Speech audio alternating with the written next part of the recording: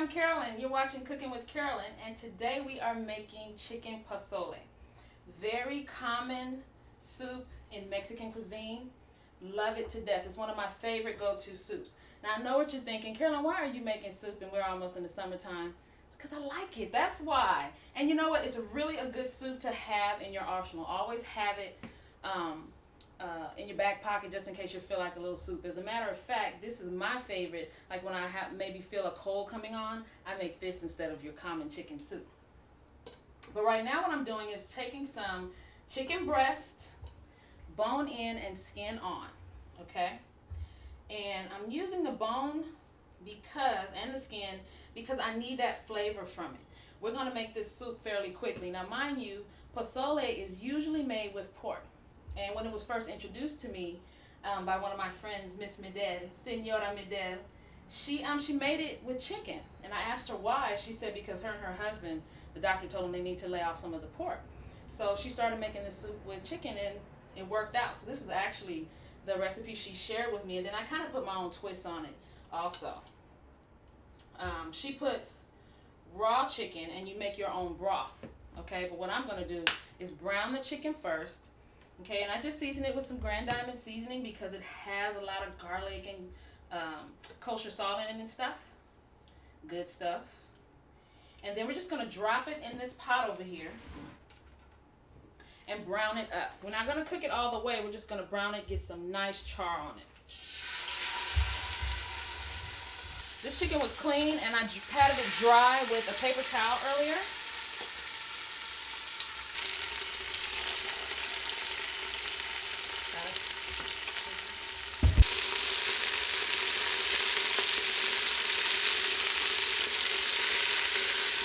Well, the chicken is almost on the first side. That's what you're trying to look for. Let me see if I can get you another. There we go. See, we're starting to brown the chicken. That's what you want to do. It's on high heat right now. So we're going to brown this chicken on both sides. Remember, we're not cooking it all the way. And don't get burned doing this. There you go. So brown the chicken. By the way, this was 3 bone-in, skin-on chicken breasts. And I used 3 because they were so large. The recipe actually calls for 4. I wrote it that way. But it actually calls for 4 breasts. And I used 3 because they were so huge. So I browned the chicken. Just browned it on all sides, get nice color. That's what's going to make this soup have such a depth of flavor by you doing this first. Okay?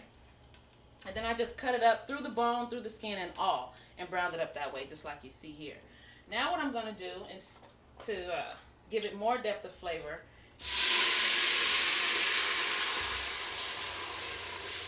Is add the chicken broth.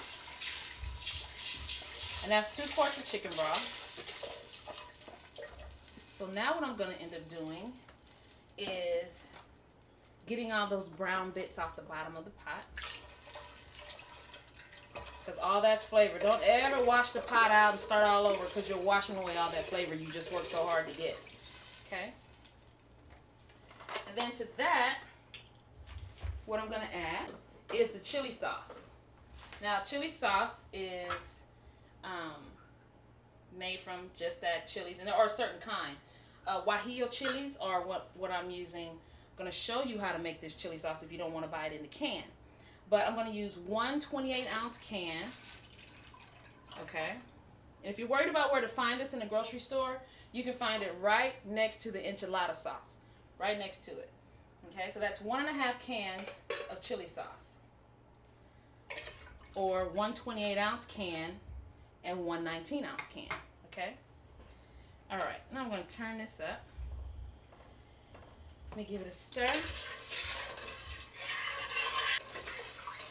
And also I'll let you know the chili sauce comes in different heat levels, so read the can carefully because you might get one that's hot, and then these particular ones are medium, okay? And they also have some that are mild. So now what I'm going to do is just add the chicken back into this sauce and let it finish cooking. We're going to let this cook for about 40 minutes. The first 10 minutes I have it jacked up to high. I want it to come up to a nice hard boil for about 10 or 15 minutes because we're going to finish cooking this chicken. Then you're going to turn it down to low and let it go for like another 30 minutes. Once your chicken is done, you're going to pull it out and you're going to put it on a plate and you're going to shred it, either with your hands if you can stand it if it's not too hot, or take 2 forks and just start to shred and put it back in, okay? Because to get the chicken to fall apart in a soup like this, you would have to boil it for a really long time. But we're trying to get this soup done in like an hour and some minutes. So if you just rush it along that way, you'll be fine. Okay? We're going to let that simmer. Okay? Now, after it comes up to that boil, what we're going to do is add some hominy. Let me get it drained. And that's 2 28-ounce cans. Let me make sure I got that right. Yeah, 2 29-ounce cans. Okay, let me move this over. Okay. Now, hominy is corn or mace that is dried. It's dried. And then what they do is put a chemical in it, I think it's called alkali, to make it puff up like that. Okay? And for those of you who are my people that like grits, this is what you're eating when you eat grits. So if you've never seen it in this form before, here it is. It's the whole corn, and it goes in this soup, and it makes such a great taste. Adds such a great flavor.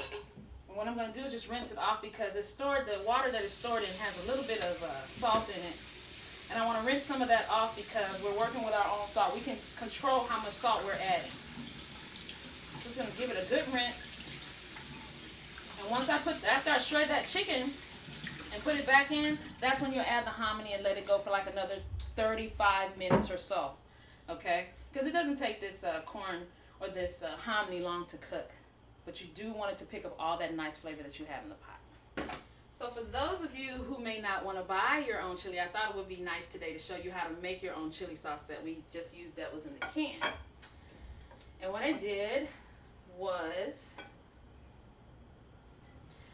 went to the store and got some dried chilies. Okay, just to show you. And I wear gloves when I handle peppers, most peppers, because I wear contacts and came in contact with some pepper today. But this is what they look like. These are guajillo chilies, and you spell it Guajillo, guajillo. Okay. When you get these peppers ready, you pull them out, take the stems off, and then you want to make sure you get those seeds out. Okay? If you get a few seeds in there, it's okay because you're going to run this sauce through a strainer before the finished product anyway. So you can see how I'm just ripping it open and taking those seeds out because that's where the heat lives. If some of the seeds make it into your sauce, yeah, it's going to bring a little heat to the party when you rehydrate them.